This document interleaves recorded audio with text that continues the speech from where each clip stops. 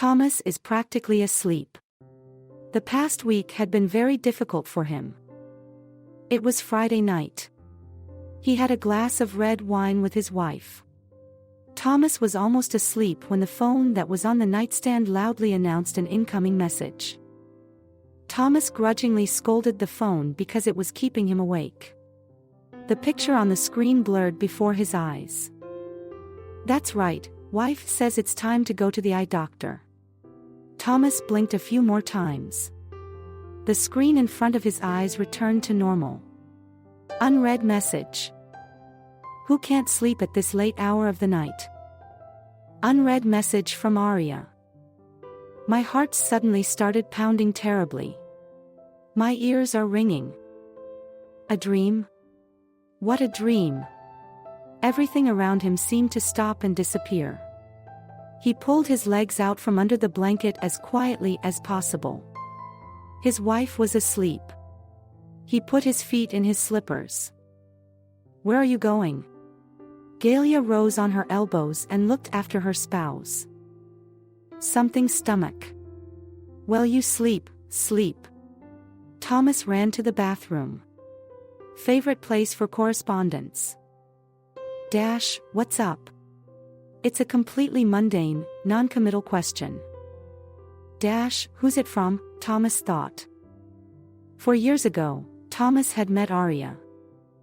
She was a beautiful, young, gorgeous woman.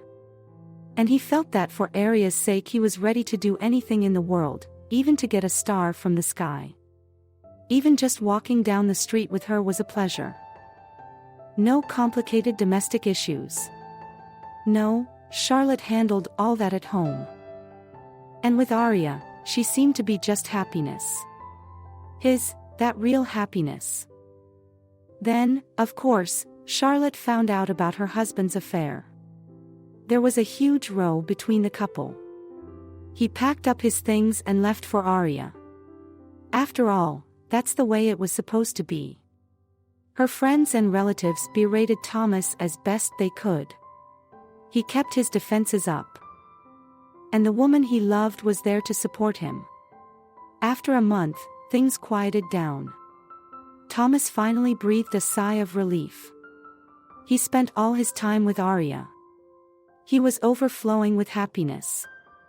So good, so happy. The birds were singing. But he hadn't heard from Charlotte. How his children were doing, how they were doing, his wife never wrote or called her ex-husband. Thomas called his kids a few times. The eldest Jack always managed 2 or 3 phrases. "It's okay, no news, I have to go to practice. Out with my friends to a movie or something. Bye, Dad." The younger one just wouldn't pick up the phone. Then, Thomas saw wife and son at the hypermarket. Arya sent him out to get groceries and stayed home. Charlotte and Jack were picking out groceries. They were laughing. Thomas stood aside and watched silently. They didn't see him. But when they did, the ex-wife handed him an envelope. Thomas printed it out. "Subpoena.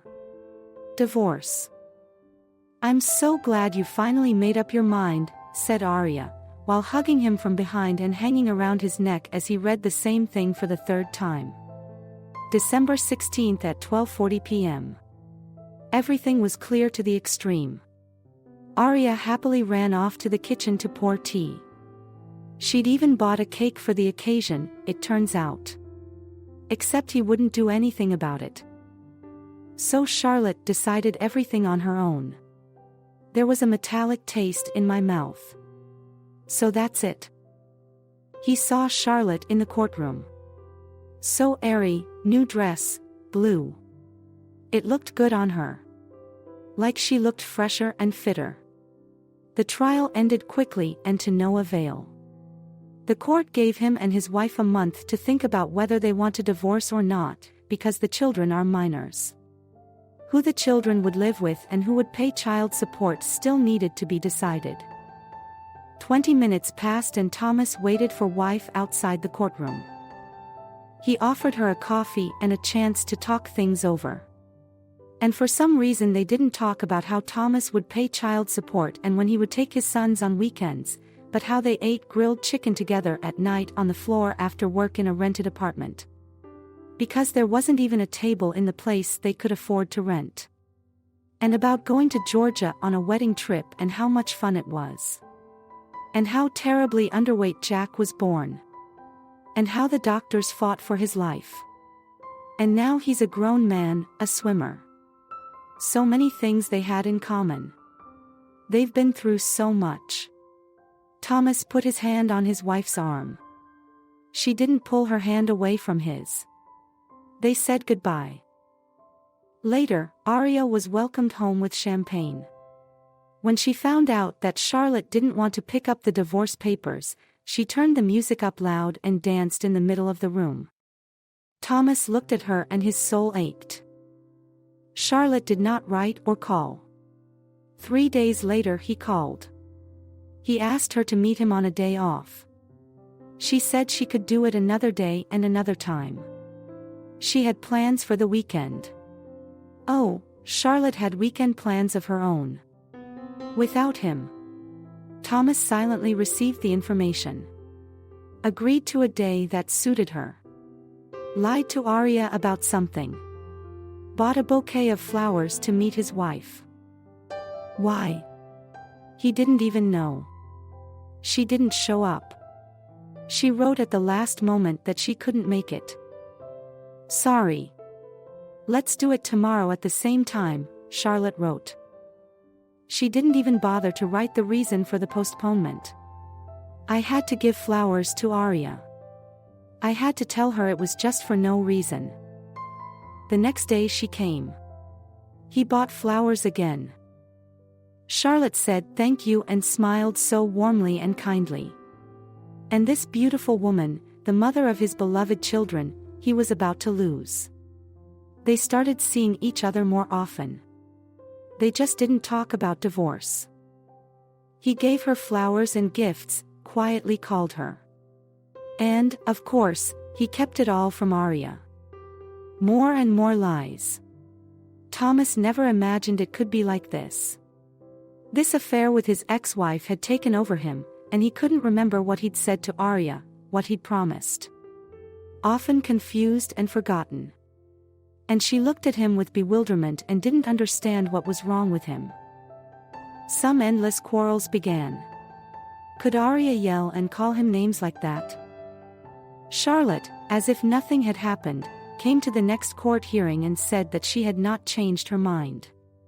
Thomas didn't wait for her in the courtroom. Asshole, insensitive bastard. Aria didn't even think of sparing herself the insult. And he thought he'd pack his things and Aria would probably cry quietly on her crib, hugging her knees. But nothing of the sort happened. Thomas's cheek was still burning from the slap Aria had given him. In fact, Aria had tried to slap him several times, but Thomas had tactfully pulled her away.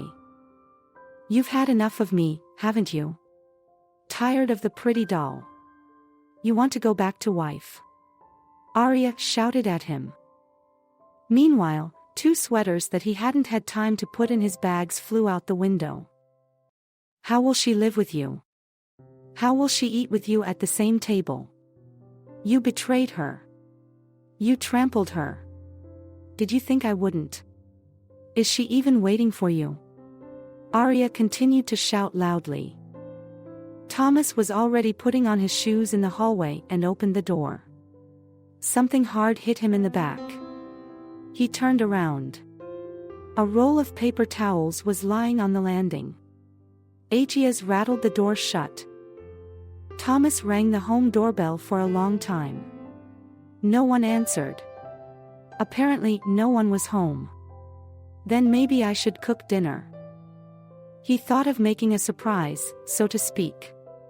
The key to the lock didn't work. Charlotte had thoughtfully changed the locks on the apartment. I called several times, but she didn't pick up. Jack didn't pick up either.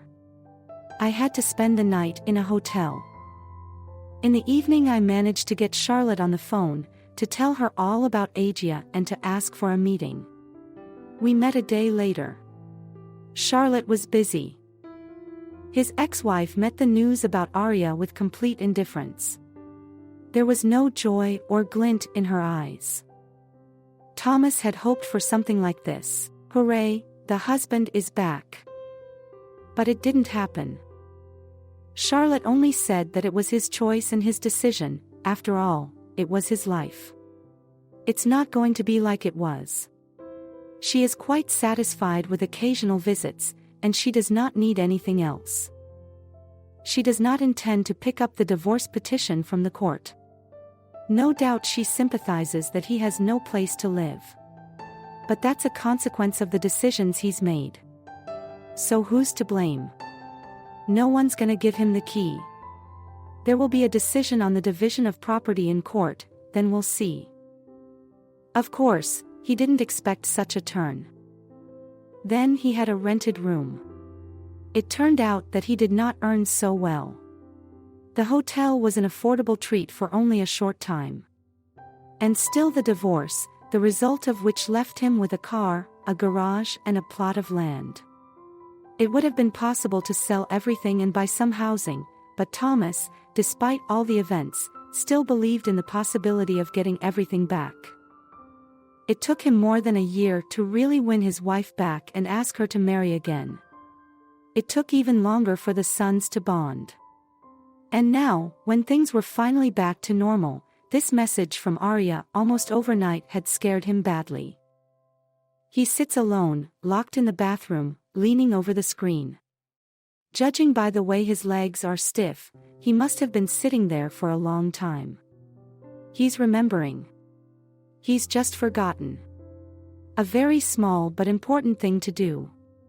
Block a contact, then delete the number from his address book.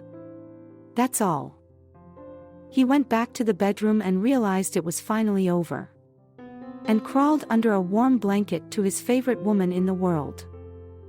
It's past your bedtime. Our mistakes cost us too much to make again. Thank you so much for watching. See you in the next videos. Subscribe to our channel. Have a great day.